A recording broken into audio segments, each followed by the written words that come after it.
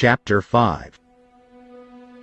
Now Naaman, commander of the army of the king of Syria, was a great and honorable man in the eyes of his master, because by him the Lord had given victory to Syria. He was also a mighty man of valor, but a leper. And the Syrians had gone out on raids, and had brought back captive a young girl from the land of Israel. She waited on Naaman's wife. Then she said to her mistress, "If only my master were with the prophet who is in Samaria, for he would heal him of his leprosy." And Naaman went in and told his master. "Thus and thus," said the girl who is from the land of Israel. Then the king of Syria said, "Go now, and I will send a letter to the king of Israel." So he departed, and took with him 10 talents of silver, 6,000 shekels of gold, and 10 changes of clothing. Then he brought the letter to the king of Israel, which said, "Now be advised, when this letter comes to you, that I have sent Naaman my servant to you, that you may heal him of his leprosy." And it happened, when the king of Israel read the letter, that he tore his clothes and said, "Am I God, to kill and make alive, that this man sends a man to me to heal him of his leprosy? Therefore please consider, and see how he seeks a quarrel with me." So it was, when Elisha the man of God heard that the king of Israel had torn his clothes, that he sent to the king.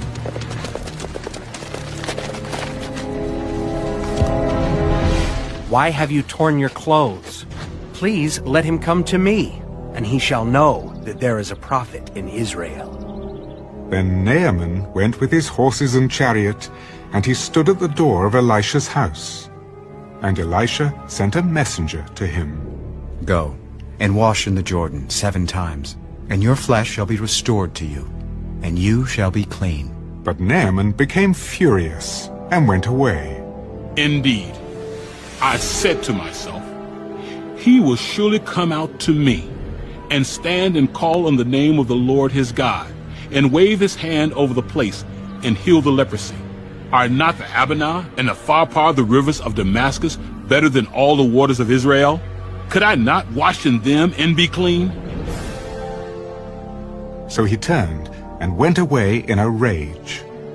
And his servants came near and spoke to him. My father, if the prophet had told you to do something great, would you not have done it? How much more then when he says to you, 'Wash and be clean'?" So he went down and dipped 7 times in the Jordan, according to the saying of the man of God. And his flesh was restored, like the flesh of a little child, and he was clean. And he returned to the man of God, he and all his aides, and came and stood before him. Indeed, now I know that there is no God in all the earth, except in Israel. Now therefore, please take a gift from your servant. "As the Lord lives, before whom I stand, I will receive nothing." And he urged him to take it, but he refused. Then, if not, please let your servant be given 2 mule loads of earth, for your servant will no longer offer either burnt offering or sacrifice to other gods, but to the Lord. Yet in this thing may the Lord pardon your servant. When my master goes into the temple of Rimmon to worship there, and he leans on my hand, when I bow down in the temple of Rimmon, may the Lord please pardon your servant in this thing. Go in peace." So he departed from him a short distance. But Gehazi, the servant of Elisha the man of God, said, "Look, my master has spared Naaman this Syrian, while not receiving from his hands what he brought. But as the Lord lives, I will run after him and take something from him." So Gehazi pursued Naaman. When Naaman saw him running after him, he got down from the chariot to meet him. Is all well? "All is well. My master has sent me, saying, 'Indeed, Just now, 2 young men of the sons of the prophets have come to me from the mountains of Ephraim. Please, give them a talent of silver and 2 changes of garments. Please take 2 talents. And he urged him, and bound 2 talents of silver in 2 bags, with 2 changes of garments, and handed them to 2 of his servants. And they carried them on ahead of him. When he came to the citadel, he took them from their hand, and stored them away in the house. Then he let the men go, and they departed. Now he went in and stood before his master.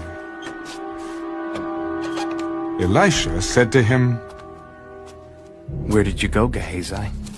Your servant did not go anywhere. Did not my heart go with you when the man turned back from his chariot to meet you?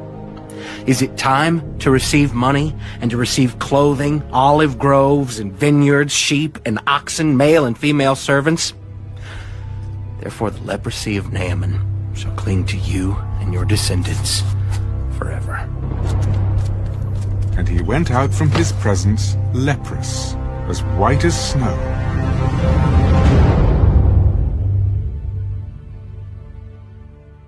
Second Kings, chapter 6. And the sons of the prophets said to Elisha, See now, the place where we dwell with you is too small for us.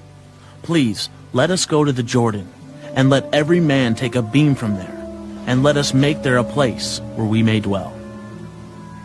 Go. Please consent to go with your servants. I will go. So he went with them. And when they came to the Jordan, they cut down trees. But as one was cutting down a tree, the iron axe head fell into the water, and he cried out, Alas, master, for it was borrowed. Where did it fall? And he showed him the place. So he cut off a stick and threw it in there, and he made the iron float. Pick it up for yourself. So he reached out his hand and took it. Now the king of Syria was making war against Israel, and he consulted with his servants, saying, My camp will be in such and such a place. And the man of God sent to the king of Israel, Beware that you do not pass this place, for the Syrians are coming down there. Then the king of Israel sent someone to the place of which the man of God had told him. Thus he warned him, and he was watchful there, not just once or twice. Therefore the heart of the king of Syria was greatly troubled by this thing, and he called his servants and said to them, Will you not show me which of us is for the king of Israel? None, my lord, O king.